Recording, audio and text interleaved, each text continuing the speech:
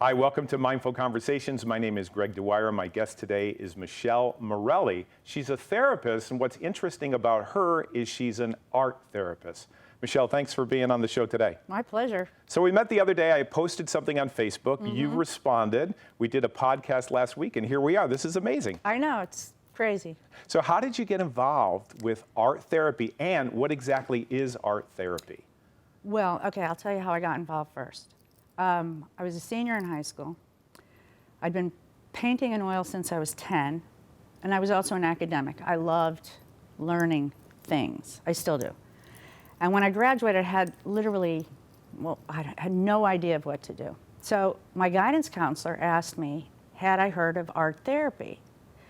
And it never occurred to me. I also grew up with what was known then as a manic depressive grandmother who lived with us. So I grew up with mental illness in proximity to my growing up. My grandmother and I shared a bedroom till I was 14. See, I didn't know that about you. We talked yesterday. You didn't tell me that. Okay. So I guess I was trying to cheer her up all the time. Sure. Right? Sure, so the light bulb went off. There's art therapy. I was already an art person. Yeah. I was digging, learning new things. Psychology was cool.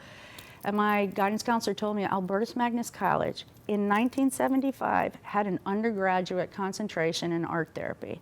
So I went to Albertus, which we called the MAG, and I was taught by a lot of brilliant Dominican women, and that's where I began to learn about art therapy. So I majored in psychology, I minored in art, and I had a concentration in art therapy. That's wonderful. A lot of people, they go to college and they study something, and then 10, 20 years later, they're doing something else. So you were focused and you made it happen. That's wonderful.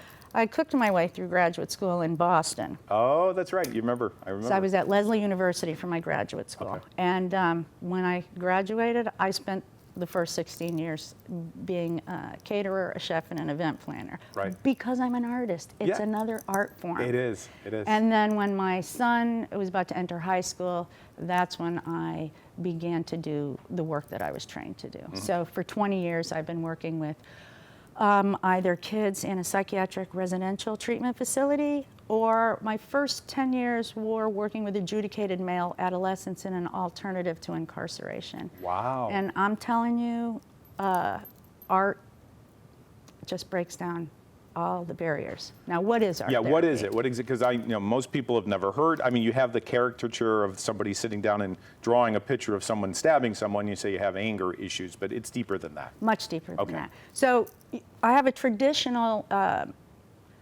psychology background, academic psychology background. But we have an extra toolkit if you're an art therapist. Yes, you have the same academic rigor as if you were going to be a psychologist or a psychoanalyst, but now we're trained on how to work with non-verbal modalities, Wow. is how we would call it. So you're reading me? Is you reading people? How do you? Well, artists are observant anyway. They are. Artists. Why is that? Because, well, we're visual. You're visual. Right, so we pick up on all kinds of visual cues, and perhaps that's, obviously it's valuable being a therapist. So yes, I'm going to do not only a quantitative analysis of a person's artwork, but I'm going to do a qualitative analysis of how they make the work. Well, wait a minute. We met yesterday. Yeah. We met at a Dunkin' Donuts. Yes. I'm putting you on the spot because we don't rehearse this. What was your initial impression? Of you? Yeah.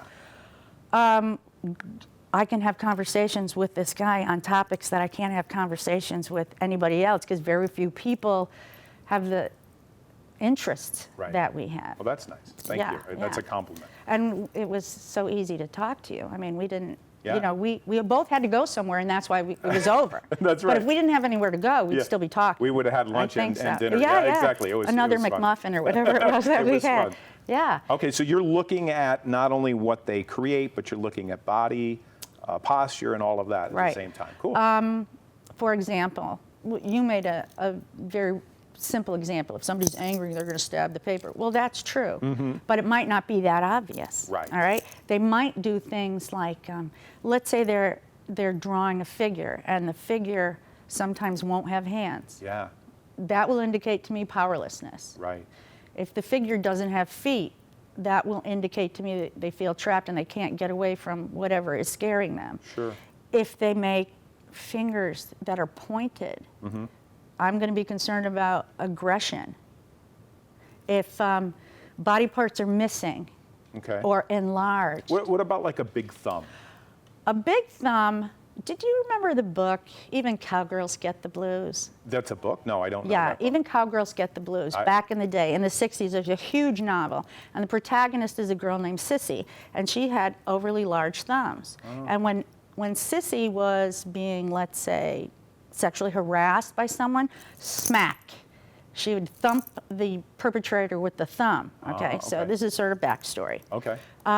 When I was finishing my program, I mentioned this to you in one of our conversations, we were given 5 pencil drawings. They were actually photocopies of pencil drawings of a person who had a particular disorder, and we were supposed to guess diagnosis, sex of the person, their particular issue, like what the diagnosis would show up as in real life, and country of origin. And you looked at these? And All of the people in my pod, if you will, my core group, we were all given the same thing. We had to write a small paper on it. Hilariously, I just found the paper. Wow. You should see typing paper from 1981. Oh, it's crinkly and see-through. Now, you're not talking about psychic ability. You're not talking about intuition. No. You're talking about a science. This is stuff you've been trained to read. Okay. So cool. the assignment was, the drawing assignment for the subject. Yep. Draw a man, draw a woman.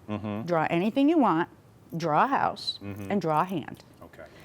So we all, 100% of us, were 100% accurate. So we determined it was a man. All right. Because when he drew the man, and then he drew the anything you want, they were the same man. Okay, they were Both identical. of them were in profile. All right. Both of the man drawing had his hand in his trench coat pocket. It's like hiding something? Yes. Okay. The other man, the anything you want, was strangely a Native American with a full headdress. Really? But with the guy's same face. Well, that would hook nose. confuse me. Like, what's that all about? It was bizarre. Who Right. knows where it comes from? Sure. Actually, I have a theory, which Okay. I'll tell you about after. Okay. Yeah. The woman looked like a Russian peasant. Okay? Big, square woman. Breasts were like the points of X-Acto knives. Okay. Foreboding. Right away, I'm like, uh-oh. Not very nurturing, not very Frightening. Frightening. Mostly not about the woman, Okay. but how he felt about women. Misogynist. Yes. Maybe. Yeah. Okay. And the blade thing, Yeah. I think hated women. Ooh. You know, because that's where you first get your nurturing. And if he looked at a woman's nurturing breasts as a weapon, we've got something scary going on. So how much of this is subjectively just reading into this, and then some of it being a science? Can you be wrong? What's the Oh, accuracy sure. I rate? mean, Okay. let's face it, there's an art to the science. There's an art to the However, science, okay. these things are codified after lots and lots of note-taking and thousands of clients who have diagnoses, and you're able to then go, hey, there's a pattern here. People with this diagnosis tend to do this, and people with this diagnosis tend to do that. Right. So the hand had an overly large thumb. And the house he drew looked like a tiny little chalet. I can still see it in my mind's eye, on the peak of a beautiful little hill with tall pine trees, and looked like the Swiss Alps. So we said, man, probably sexual crimes against women, You could tell by the way he depicted women. and then the big fat violent thumb. And the thumb. Okay. And he was either Swiss or Austrian or Eastern European. Wow, that's pretty impressive, Michele. Turned out to be Adolf Eichmann, and these were the drawings he made during the Nuremberg trials. Wow. And we were like, oh my God. And did everybody get Everybody. that? Everybody did. I mean, we didn't guess the name. They told us the course. name, obviously, afterwards. You're not Uri Geller, but you know what I mean? No, but that to me was, I can't believe I did this. Yeah, that's impressive. You know, it's just like making an artwork. Every time I start making a new art piece, I say to myself, how did I do the last one? I don't remember how I did it. Because you're unconscious? Because it's like such a creative act, and so much energy is used. When you spend the energy, it's like, can I do this But again? you're also in the moment when you're It's doing very it. You're much not in the thinking moment. about the future. You're not thinking about No, the past. You're just it's absorbed the only in it. place where I am completely in a present, and the next thing I know, 2 hours are gone. And the only way time flies is when you're in the present. When I used to be in college, I painted my way. You worked doing other things, but I painted, and it's just you have to be there. Yeah. You can't be thinking about tomorrow because you're looking at your edges. And then when you're done, it's there. It's not a masterpiece, but it's But okay. it's there, yeah, Yeah, it's yeah. there. Yeah. So I forgot what I was going to come back to, but. Well, that's okay. That's right. So here's what I want to know. Okay. Like, if you're going to teach this to me, do I take a weekend course? Do I take a 5 years course? Well, Do I art go to- therapy? Yeah, I would love to be able to do this. You got to go to graduate school. So how many years do you have as far as learning all of this? It was, graduate program was 2 years. Okay. You have to have, in order to be involved in a graduate program, you have to have an undergraduate degree. You have to have transcripts. You Okay, have to, right. then be interviewed, and you have to be found appropriate for a program. So it's not like, I know people that are in the hypnosis world, right? And you can go to a seminar for a weekend, you could be certified, you could be doing stage hypnosis, you could be doing clinical hypnosis maybe in a couple weeks or a couple years, but you're talking about something that's specific. 45 credit graduate program. Now, how many people in the state of Connecticut are doing what you're doing? I don't know, but there is a clearinghouse website you can go to, look up how many art therapists. I can't imagine there's hundreds. But it's still so esoteric. But I'll tell you this. It is esoteric. Insurance companies now pay for art therapy. Really? It's got a taxonomy number and everything. So if an insurance company's paying for it, it means that it's no longer experimental. I mean, I got my degree 40 years ago. What about in the legal world? Do they use this when they're talking to clients or they're talking to criminals? Or Especially working with children. they do? Oh, children who, because it's a nonverbal Yes. access to the unconscious. Yes. If a child is the victim of a crime and can't verbalize it because trauma is not stored in the verbal centers of our brain. It's in the amygdala? Amygdala, right? Amygdala? It's stored in the musculature. That's why kids who experience trauma will physically misbehave and be very physically active because, as we say in the field, the body knows before the mind. The body knows before the mind. I love the that. body will have the rush of adrenaline from the terrifying trauma. Yeah. And there's no words to put to it, but they can draw because art gives the soul a visual voice. I remember a story that a good friend of mine, Doug O'Brien, said.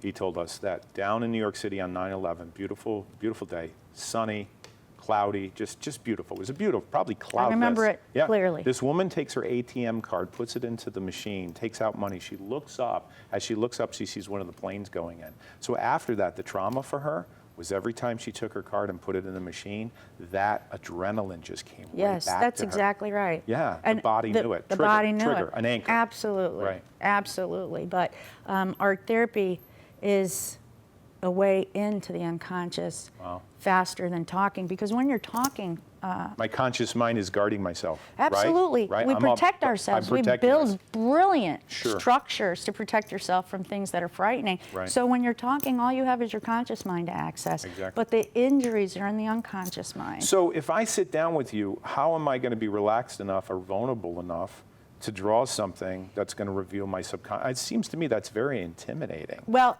actually, it's basically like two people hanging out and being creative. Okay. So how I run a group is the first 10 minutes we do what I would call a check-in drawing. And so everybody's got their own little book, and I make a circle in it. I tend, lately, the last few years, I've been doing mandalas with them. So I give them a circle. What's a mandala? To explain that. A circle. That's all it is? all it is. Madonna, okay. An empty circle is still a mandala. Okay, gotcha. A lot of people think it has to be super geometric. Yeah, I thought so. But technically, no. Okay. So I can do that. quick 10-minute drawing. Okay, gotcha. And then they put the drawing away. They might just say, this is, I was tense when I was drawing this, or I'm feeling nothing, or meh, or I'm angry. But, so I'm observing, what kind of pressure are they using? Is the pressure very, very light? I mean, are they able to make marks easily to see? Do they saturate the color, or is it, what colors do they choose? Are they muddy? Can they control them? Do they stay separate? All these things are going through my mind. That's amazing that you're so sensitive to that. And then we just make art. Okay. So sometimes I have a directive, which will be, today we're going to start an altered book, which is a whole wonderful, fun thing that I'm actually doing on Saturday at the Wisdom House in Litchfield. Oh, that's right, that's right. Yeah, we're doing altered book with meditation. Or I might say, you know what, today you guys can do self-directed work. What do you want to do? So just during the making, the way you approach anything that's creative or expressive is the way you approach every single other thing you approach in your life. So I get to know how they problem solve. Do they give up on themselves? Do they disparage their work? Are they pleased with their work? It's just incredible that a person who makes something they're happy with, they've experienced a healing all by itself. Art making takes energy to do. It does, yeah. So if you're trying to move energy out of a person, you need an energetic modality, and Okay. art makes that happen. The shifts that I've seen happen in one art therapy session Wow. are just amazing. I mean, I had a kid, I won't talk about specifics, but it was Sure. a school-phobic kid, but blossomed in the art room. Wow. It was the only place she blossomed. And her work was actually, you know, aesthetically pleasing. And I try to keep the kids, look, it doesn't matter what it looks like, because what it looks like is a product. That's a side effect. Yeah. What matters is the process you're in. Yes. That's where the healing's going to take place. That's where the magic is, if you will. But isn't it a shame they're taking art out of schools? I mean, it's disappearing. Talk I about have magic. a whole philosophy Why on, is it happening? You know? Yes. Why? I believe it's happening because school systems are not run by, Watch your school words. boards. Watch your words. School boards are not run by educators. They're not. Not really. Who are they run by? They're just community members. I see. Who have an interest in, maybe they've got kids in the school and Sure. their intentions are fabulous. Yeah. But they don't understand what we would call the pedagogy of education. The teaching. That when they. Now, when you're born, your visual cortex is working. You don't have to be taught. Right. Okay, but your left brain, okay, because your visual, you know, the Yeah, right side of the- our brain is the visual part. The left side of our brain is the more logical, sequential. You first need to learn language and sounds to put them together to create words. You first need to learn letters to then string them together to make words.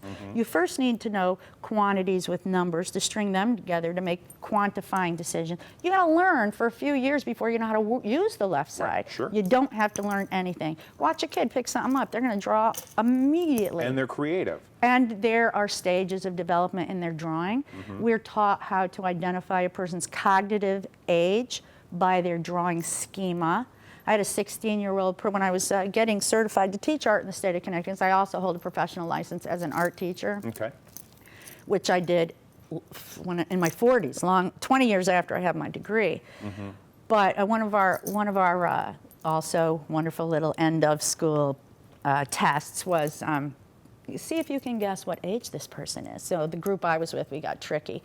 We had a 16-year-old boy with Down syndrome, Oh, I see. right? Yeah. Who drew like a 3 or 4-year-old. Sure. That's. So everybody's like 3, 4, he's 3, he's 4, he's 3. I go, no, he's 16, but his mind is 3 or Sure, 4. sure, So sure. it's uncannily accurate. And it's just a brilliant tool. And you don't actually have to go into the deep water of pain, Right. or you can. Sure. I mean, a lot of art therapists are also primary therapists. But art therapy also works great as a part of a clinical team.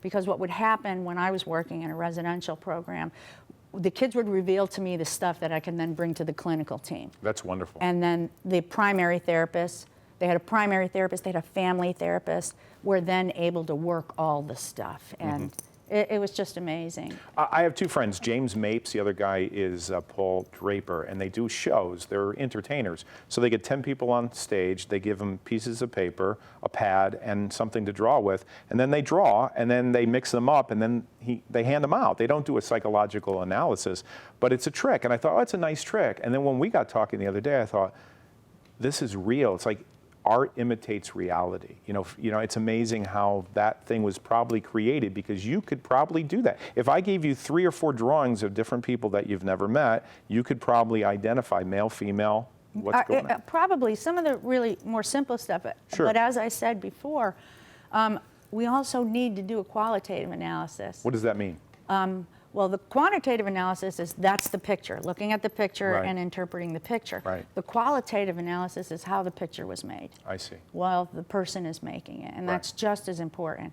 Although people ask me to do similar things to you, and I literally say, this ain't a parlor trick. Yeah, I like parlor tricks. I mean, that's my background, but I'm But it feels fascinated. like a parlor trick. Well, I'm thinking intuition too. You must. Oh, You must absolutely. rely on some of that. Absolutely, and that's the inexplainable stuff. So it's almost mystical. There is a mystical piece to it. So let's talk about the mystical piece, and let's talk about symbolism. I was in Arizona not Yes. too long ago, and I was working with a coach, and we were drawing symbols for my lecture, and he looked at me and he says, what you're drawing here, this is not new. This goes back to ancient people. I never knew it. How is that possible? Well, I can tell you. Go ahead. All right. I think I need to go talk about Joan Kellogg now. Okay, all right. Joan Kellogg was a pioneer in the art therapy field. She came out of the occupational therapy field and treated thousands and thousands of people over the course of her career. She began to notice that the clients she worked with, there was a symbol system that was repeated over and over again, regardless of male, female, young, old, age, ethnic background.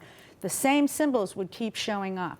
And sometimes they would be paired with similar colors. We see these symbols in every indigenous culture. The spiral, Yes. the arrow, you know, even just a straight stick line. Or the triangle. The triangle. Right? Absolutely. The diamond? I mean, absolutely. Well, the circles? diamond, you want to get really mystical. Okay, tell me about the diamond. We can take a diamond and flip it on itself, and it's going to look like that really ancient glyph known as the Tree of Life that, you know, comes out of like ancient Egypt with, you know, Hermes the Thrice Great, the man who coined the phrase "as above, so below," known as the Hermetic principle. Yeah, just like this. Yeah. Like that. So symbols are huge. Now, Carl Jung is my kind of therapist. Sure. Because Jungian therapy brings in the spiritual and the artistic as well as the analytical. Wow. And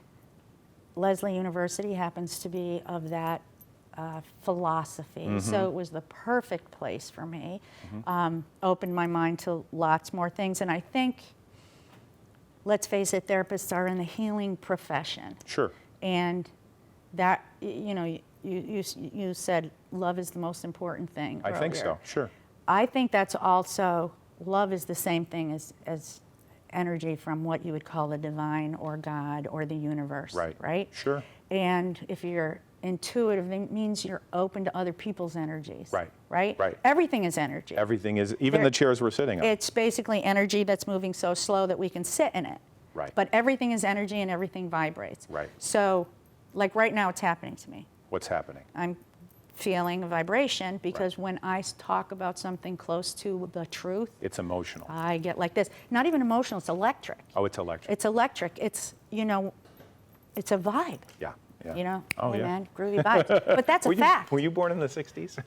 57. Oh, okay. All right. Yeah, but that's coined then, but it's true because those are the kinds of innate things that's deep knowledge that we know. Man, I don't get good vibes from him. We don't know why we say it. Or you walk in a room and you can feel it. You can read the actually, energy in a room. You can read the That's energy. a qualitative analysis. Okay. That's the qualitative analysis. So how do people get a hold of you? Because I know you're working at the Wisdom House. I know you do lectures. Have you ever written a book? Are you going to write a book? I wrote a book. You have? Tell us about that so people It's get a called hold of you. The Art is Powerful Medicine coloring book. Oh, wow. It's a bizarre little coloring book. I wrote it in 2000. Yeah, it's weird to say you wrote it. I drew it and wrote it in 2015. It's got a few sections. There's the technique section for people who they're not really artistic, you know. And so I do a little color theory and a lot of pretty examples. Wow. And then I go into the didactics, actually typed words in there about rhythm and repetition and repetitive art, how it sort of induces you into a relaxed state of mind, not unlike meditation. It's almost like a trance, hypnosis. It is. Yeah. And what the neuroscience is behind it. And then there's a whole bunch of just for fun color. And then the last two sections, the third section is art therapy directives. And the last section is manifestation. Wow. Mind over matter. I will tell you that we don't have time to get into that. So I'm We'll going do it again. I'm going to ask you if you want to come back because we talked about manifestation last time. And I mean, we could talk probably an hour on manifestation. And or almost 100. we can, you know, give people like a cliffhanger here. So, yeah. So give your contact information in the last minute that we have. Sure. Lowercase MURELLI MICHELE @gmail. And you're on Facebook.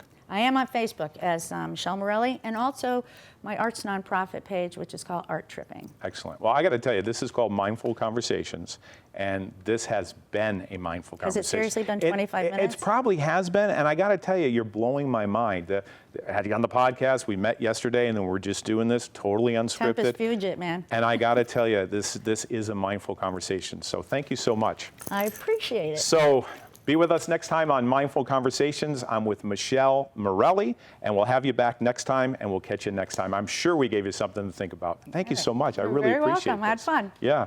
So.